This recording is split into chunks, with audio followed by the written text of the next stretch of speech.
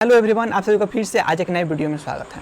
आज हम लोग समझेंगे कि अंतरिक्ष में हम जो लोग आज सैटेलाइट को भेजते हैं, या हम उपग्रह को स्थापित करते हैं, या अन्य जो ग्रह को हम अध्ययन करते हैं, या उपग्रह को हम अध्ययन करते हैं, या किसी ग्रह को हम अध्ययन करते हैं, तो इसकी शुरुआत सबसे पहले किसने किया था।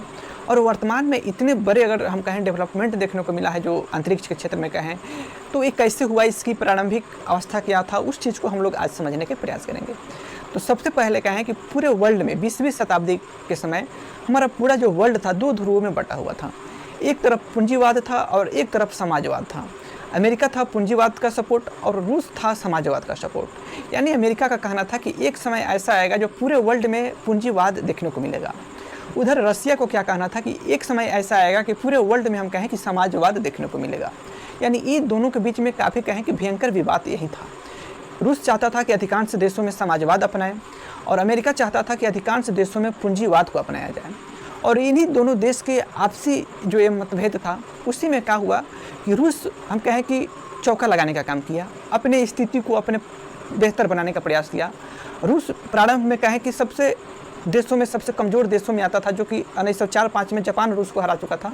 वहीं कहें कि रूस 1917 में जैसे जार निकोलस द्वितीय का शासन समाप्त होता है, वैसे वहाँ एक नए व्यक्ति हेड बढ़ते हैं, लेनिन। और इन्होंने क्या किया कि पूरे रूस की स्थिति काफ़ी बेहतर किया। यानी पूरे रूस को क्या किया, ठोक पीट कर बराबर किया। यानी पूरे रूस की समाज को एक किया और रूस की जो स्थिति थी उसको काफ़ी बेहतर किया। और वहीं से कहें 1917 से जो रूस की स्थिति मजबूत होना शुरू हुआ, वहीं से जो देख रहे हैं आज तक भी रूस की स्थिति काफ़ी बेहतर है। आज भी बड़े देशों में रूस की गिनती होता है। तो वही कहें कि रूस जब स्थिति इनका मजबूत होने लगा, तो यहाँ पे रूस जो देखा कि अपने देशों के जो आसपास जो इनका देश था, छोटे बड़े जो देश था, उसको एक करके यानी एक साथ मिला के एक संगठन को बनाया उन्होंने। और उस संगठन का हम नाम कहें कि सोवियत संघ दिया गया। और सोवियत संघ जब बन गया तो स्थिति और बेहतर हो गया सोवियत संघ का और रूस का भी। और यहाँ से कहें 1955 में सबसे पहले रप्सा की स्थापना किया जाता है। और इस रप्सा द्वारा यही डिसीजन लिया गया कि अब हम लोग अंतरिक्ष के बारे में अध्ययन करेंगे। अंतरिक्ष कहें तो ज़्यादा ऊपर नहीं, जहाँ तक पृथ्वी का ग्रेविटेशन है, यानी जहाँ पृथ्वी का ग्रेविटेशन ख़त्म है उसके ऊपर का हिस्सा को हम लोग अंतरिक्ष कहते हैं। तो यही क्या किया, जैसे रप्सा का स्थापना हो गया, वहाँ से क्या हुआ कि अंतरिक्ष के बारे में अध्ययन करना शुरू हुआ। और वहाँ पे जैसे अंतरिक्ष के बारे में अध्ययन शुरू हुआ, तो सबसे पहले हम कहें कि एक एजेंसी की स्थापना किया गया जिसका नाम क्या है, रप्सा। इसका पूरा नाम होता है रशियन फेडरल स्पेस एजेंसी, जो कि 1955 में स्थापित होता है। और वहाँ से हम कहें कि जब स्थापित हो गया तो सबसे पहला उपग्रह अक्टूबर 1957 में छोड़ा गया। ये सिर्फ टेस्टिंग था, ज़्यादा कुछ इसमें नहीं था, सिर्फ देखा गया कि किस तरह का काम करता है और कितना हाइट तक ही जाता है। नवंबर 1957 में ही, उसी साल की बात है, कि सबसे पहले एक जीव को भी भेजा गया। जीव में कहें तो एक रोड छाप कुत्ता जिसका नाम कहें कि लाइका है। और उस लाइका को पहली बार अंतरिक्ष में भेजा गया सिर्फ यही पता करने के लिए कि आखिर ये कितने हाइट तक जा पाता है। और अंतिम जो हाइट होगा, जहाँ तक लाइका का जीवन समाप्त हो जाएगा, कितने हाइट पर जाकर समाप्त होता है, उस चीज़ को ही रीड किया गया। तो ये कुत्ता हम कहें कि मानव जाति के डेवलपमेंट के लिए इसका बहुत बड़ा योगदान भी है, जिसका नाम हम कहें कि लाइका है, जो कि एक रोड छाप कुतिया थी। रोड छाप कुतिया को ही क्यों चुना गया, क्योंकि रोड छाप कुत्ते को अब देखिएगा उसके अंदर रेजिस्टेंस पावर ज़्यादा होता है।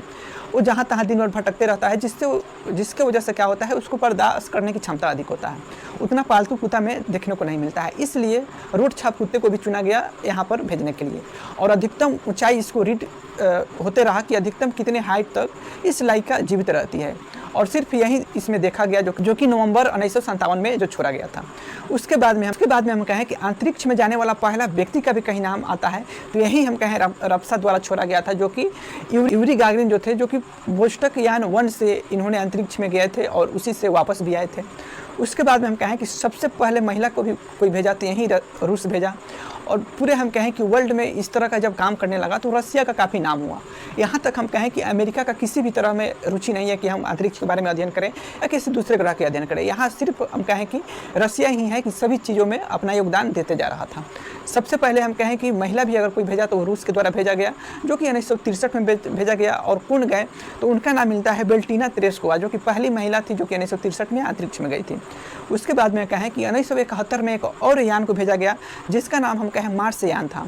यह यान द्वारा बृहस्पति ग्रह के अध्ययन के बारे में जानकारी को प्राप्त करने के लिए इसको लॉन्च किया गया था।